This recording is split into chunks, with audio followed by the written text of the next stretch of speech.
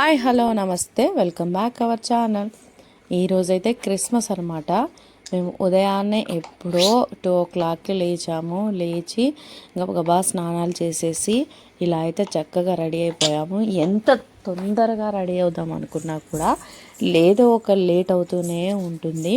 ఎందుకంటే నేను రెడీ అవ్వాలి, నా పిల్లల్ని రెడీ చేసుకోవాలి, ఇంకా మా వారు కూడా రెడీ అవ్వాలి. కాబట్టి ఇంకా నేను అనుకుంటాను పడుకునేటప్పుడు లేవాలి, తొందరగా అందరికంటే ముందు వెళ్ళిపోయి చర్చిలో కూర్చోవాలనుకుంటాను. కానీ అలా అనుకున్నప్పుడే ఇంకాస్త లేట్ అవుతుందనమాట. ఇంక ఇదే అండి నా క్రిస్మస్ శారీ అయితే. మీలో ఎవరికైనా అంటే ఈ వీడియో చూస్తున్న వారికి ఎవరికైనా ఈ శారీ నచ్చినట్లయితే ఓకే బాగుందనేసి తప్పకుండా కామెంట్ చేస్తారని అయితే నేను అనుకుంటున్నాను. ఇంకా మా క్రిస్మస్ అయితే అసలు ఎవ్రీ ఇయర్ క్రిస్మస్ ఉదయాన్నే ఒక మంచి మార్నింగ్ వైబ్స్ అనమాట.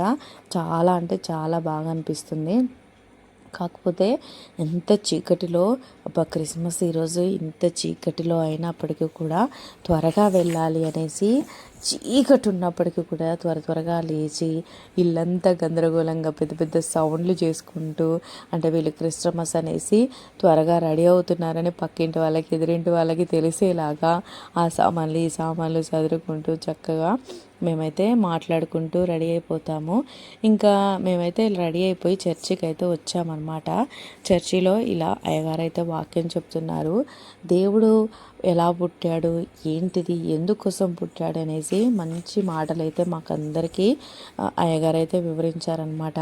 చాలా చక్కగా అనిపించింది వాక్యం వచ్చేసి. ఇంకా చర్చిలో అయితే ఇంకా చాలా చలి ఉంటుందనేసి నేనైతే స్వెటర్లు షాల్వాలు అన్నీ తీసుకెళ్ళాను. కానీ మా చర్చిలో విండోస్ నెక్స్ట్ డోర్స్ అన్నీ క్లోజ్ చేసేసరికి కొంచెం కూడా చలియలేదు. ఇంకా నేను తీసుకెళ్ళిన అన్నీ అయితే వృధా అయిపోయాయి అనమాట. ఇంకంతే అండి ఈ వీడియో. నెక్స్ట్ మేమైతే ఇంటికి వచ్చేసి ఇలా అయితే పిక్స్ అయితే తీసుకున్నాము. ఎందుకంటే గుర్తుంటుంది కదా ఈ 2025లో మా క్రిస్టమస్ ఇలా జరుపుకున్నామనేసి గుర్తు కోసం ఇలా పిక్స్ తీశాను. ఇంతే వీడియో. బాయ్.